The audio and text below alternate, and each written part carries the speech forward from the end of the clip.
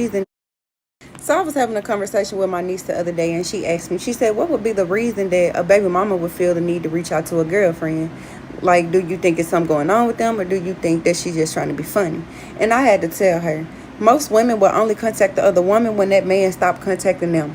Like, I understand a lot of people gonna be like, well, if somebody contact me about my man, I'ma listen. No, y'all not. Shut the fuck up. Y'all don't know how to take it. Y'all don't know how to accept it, but this ain't about y'all. But I did proceed to tell her, like, it could be some truth in the messages, but at the same time, the intent behind it all says a lot to me. If you're only contacting me as his girlfriend to tell me what's going on or what was going on, and the only reason you're doing it now is not because you know about me or knew about me or because as a woman you feel like, oh, I should know.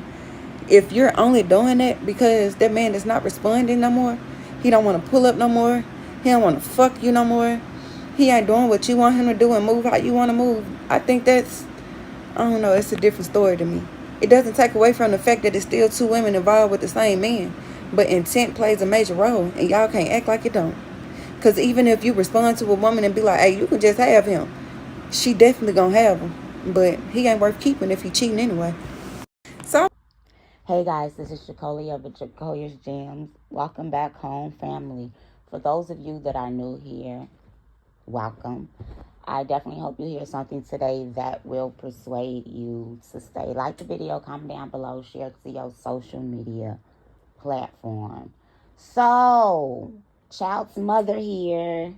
I have several viewpoints on this, and each of them are going to be correct. I'm going to just let y'all know that in the dough. What I want to start off by saying is I have never been and will never be the 80% of goofy women that I know and see online that say, can't nobody tell me nothing about my man. This is why 60% of black women have HIV. This is why 80% of black men have children, whereas only 60% of black women have children. This is why 74% of new HIV cases belong to black men that operate in homosexual activities. So these same black men are making one family, then go and make another family, and he's sleeping with men. So now these black women have HIV. And I know some of y'all gonna be like, oh my God, that's just like the most outrageous example. Well, that's the result of it. These are statistics. This is common sense. Beyond that, I operate in a whole bunch of logic. I have always been under the impression that if a woman has something to say to me while I am in a relationship or dealing with a man, I am 100% going to hear her out. I don't owe loyalty to a man. I owe loyalty to myself. And any man who has you as a woman in a predicament where another woman would be reaching out to you, you can open the door. Regardless of her intentions, because we're going to get there, that's not a good man. That's not a man that is protective of you and your space. There are men out there who habitually lie, who habitually cheat. They hold home down to the point where their wife, their girlfriend, their child mother will never know. While he's a disrespectful Negro, he operates with enough respect that the women that he are dealing with or used to deal with know that they better not ever ruffle a feather where he lays his head because he has his affairs in order. There are men who have their child's mothers so in check and so happy with the way that they parent that regardless of what takes place between them, she's not ruffling any feathers because that man is in control of his family dynamic. It's a weak man who can't control his hoes. It's a weak man that allows this level of triangulation, because this is all that it is. This is psychological. If you are in a situation and you're experiencing baby mama drama, you're a goofy. A baby mother, an ex-girlfriend, an ex-wife should never have access to you, to disrespect you, to call you, to tell you anything. Story time. When I was with my daughter's father at the high school, and we got back in a relationship with one another, because he hawked me down. Left the first baby mama, cut off his concubine, stopped completely talking with her. Stopped talking to her, 100%. We started dealing with one another. I never pressured this man to get in a relationship with him. I was good with the shoes, the clothes, the dating. We chilling, we spending time together. Both of the girls together. We talking about the kids. Like, we're good. He asks me to be in a relationship on the 4th of July at the Taste of Chicago under the fireworks. Cute, right? Oh, I didn't need that. I did not require that. I knew that man was a hoe. I also knew that I had just got out of a committed relationship and that I was good where we were at. So when this man of the baby mama called my phone and I decided to have the conversation, her intentions did not matter to me. My mental, emotional, and physical health mattered to me first. We can have a conversation. Oh, so you did X, Y, and Z with him in this place. Woo, woo, woo, woo. So I tell her this. I say, I'm not even going to say you lying. If you happen to be telling the truth, you nasty. Because you know what it is and what it's not. Now, your story sounds 100% like it could be credible. We both have been knowing this man ever since we were children, so you know how to make a story sound credible concerning this. If you have some proof, let me know. If you don't, I'm just letting you know you're not finna get this nigga back. Not right now. But if you got some proof, you can have him. Outside of that, don't call my phone no more. It never happened again, right? That was strike one. I work on the 3-strike system. And a lot of times I'm not even working on the 3-strike system. I gave him grace because of who he was. That's strike one. Strike two. I see a message and something in the car that I don't like. Strike three. I get told that his concubine run down on him. They run in see each other on North Avenue and Central at the light, by the White Castle, y'all, in Chicago. And she rolled down the window and she asked him, how is your little relationship? So when he told me that, I told him, and I quote, she can have you. He got mad. What is you talking about? I said, she wants you. She been chasing you since we was 15 years old. Came to our homecoming. Watched me like go crazy, y'all. Because, I'm Caribbean. So when I dance. So, she can have you. Because as a young woman, we have a child to raise. And I made that abundantly clear. I don't care what another woman's intentions are. The road to hell is paved with good intentions. Why she's calling me, the spirit in which she's calling me in, woo out the bam, I'll come up off a nigga real quick. And will make him stay from a place he was fleeing from. So let's continue. I say she can have you. It ain't even like that. Woo, woo, woo. So I noticed as the week go by, his response to me getting a little shorter and shorter, taking a little longer and longer. But it's cool. You work at Foot Locker, you on the floor. You're not supposed to have your phone on the floor. I work in retail too. I'm not tripping, but I'm watching because I'm not stupid and I recognize patterns. And baby, if something happens 3 times, we're going to establish a pattern. I don't care about these other women's intentions. I care about me because my mama didn't raise me to be goofy. Right? So when his best friend, baby mama, hit me up like, yo, when's the last time you checked his phone? I said, now, I do not be going through that man's phone like that. Yeah, I got his social security number. I got his Facebook password, Twitter password. I got his email addresses, passwords. I got his social security number. Like, I got his credit. Like, I know all of these, but I don't take advantage of my access because that's just not the life I want to live. And I'll tell y'all why.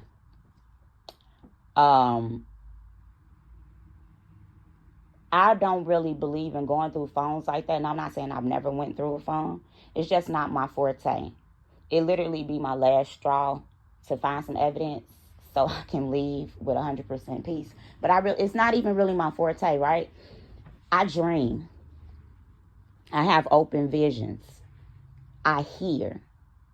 The Most High has literally given me we're gonna do a several story times. So y'all, and I'm being very transparent and I'm saying what things are and who people are because this is my life and I can say what I want to say. I can do what I want to do. And that's just what it is. So when I say these story times and I decide if I'm gonna put a name on it, that's just gonna be what it is.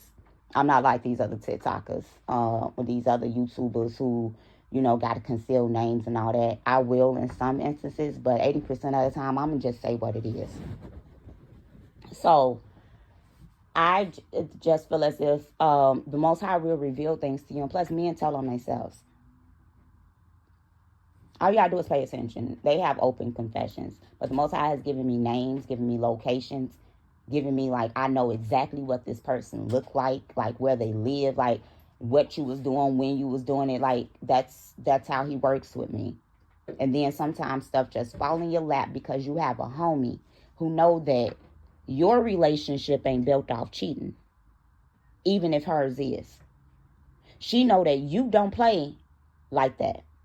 So when she asked me when's the last time I went through the phone, she said, you may want to go through the phone. I said, you know what? I'm not going to go through his phone. Bless you. I'm going to make an account on Sprint.com because I got his social security number. Because back then you needed somebody's social security numbers to pull up their phone bill. So that's exactly what I did. So I went through and I printed out every single phone call and every single text message because I knew her number. I recognized it. It didn't matter what the conversation was. All of those things never matter.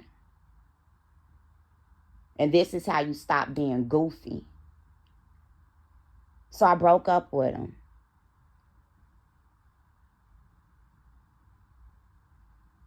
When I was with my ex, the only adult that the only relationship that I've really had in my real adulthood, the only Israelite that I've ever dated, because some of y'all won't know why I'm single. I don't know Israelites. My screws is a little loose, so I've been in therapy for the past year after losing my mama, after that relationships. And I don't date. I don't court. I'm very much tucked away, put away. I don't have to have a man in my face. I don't have to have a man on top of me. I don't have to go out on dates. I don't have to do, I don't have to be on the phone. I don't have to text somebody. I be good. Because when I get in relationships, men want to marry me. So I don't play around and just get in relationships. So my best thing is to be celibate, focus on the Most High, and get myself together. Focus on me, my business, my education. So there you have it. Sierra don't date. I don't court. I don't do none of that. I don't know nobody. And even if I did, I'm good, right? So this guy, so that we can see how visions and dreams come to pass, and then I'm gonna let it go, right? So this guy, we in a relationship, is very toxic, breaking off breaking up off and on. I know about one of the young ladies who he was talking to before we ever got in a relationship, because this is just my homie. I don't want him 6'3", ruddy complexion, reddish, blondish, sandy brown locks, honey colored eyes, like super fine. I don't want him. I'm fine too. Hello. Super smart. I'm smart too. Hello.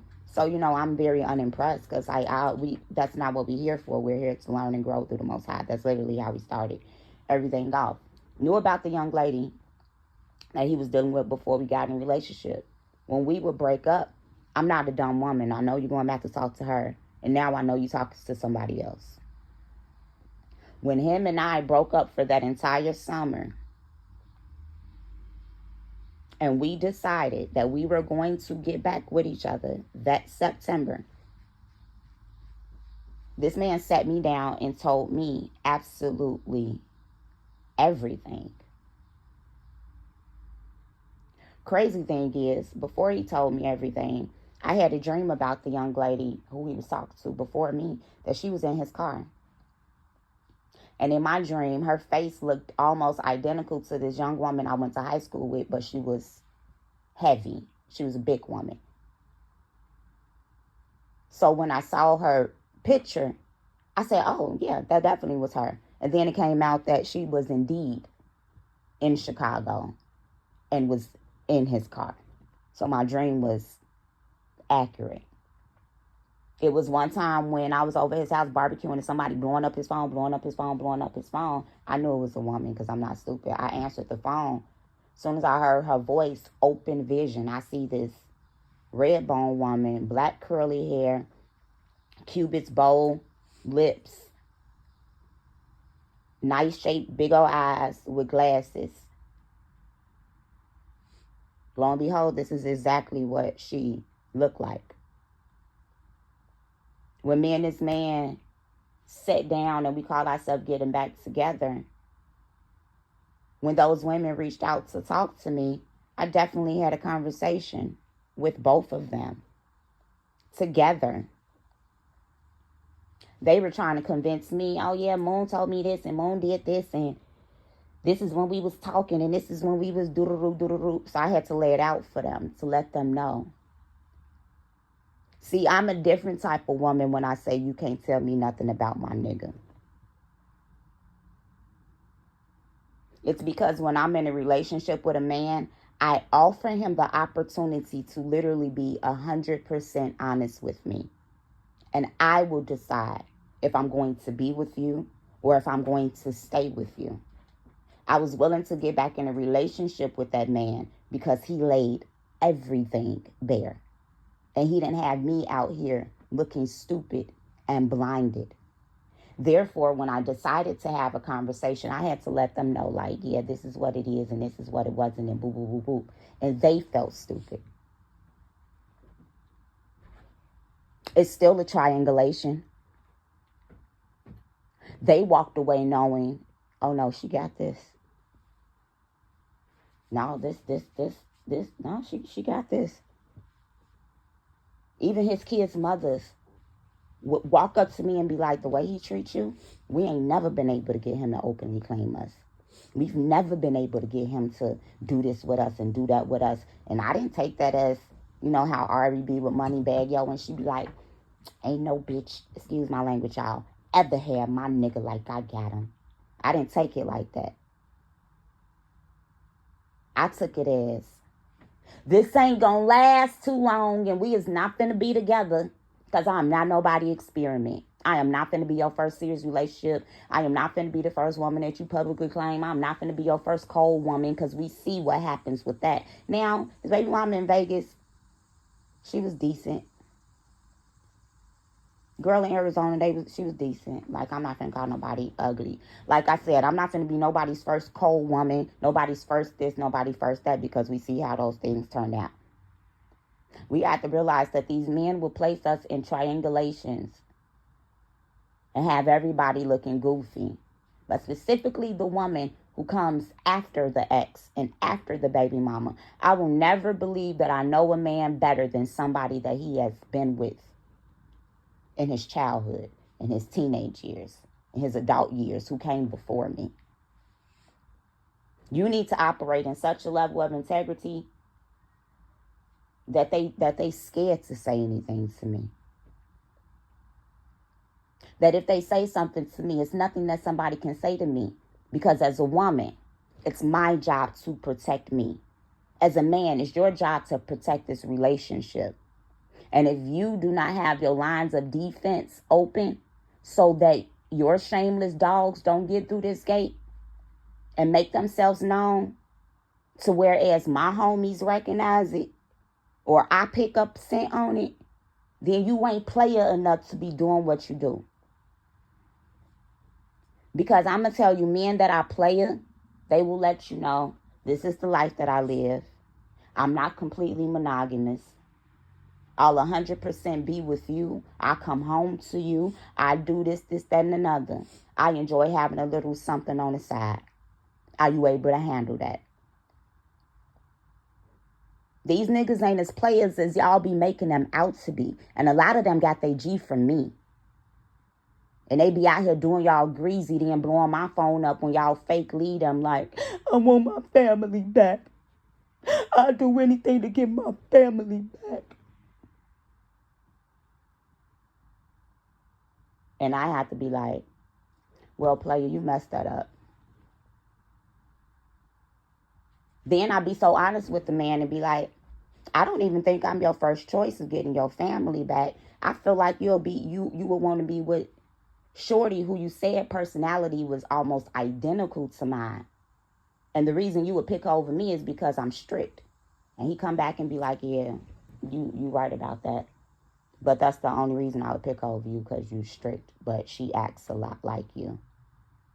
So imagine being the woman that's the fourth choice, because you either chase the man, a woman can't tell you nothing about a man, you end up with HIV, and you end up with a man that's on a down low or that's abusive, and you out here looking and smelling like a sewer rat, and just because you got a title and a ring, you think it equates to something. But y'all keep on being stupid. This is Jacolia of Jacolia Gems. Bye.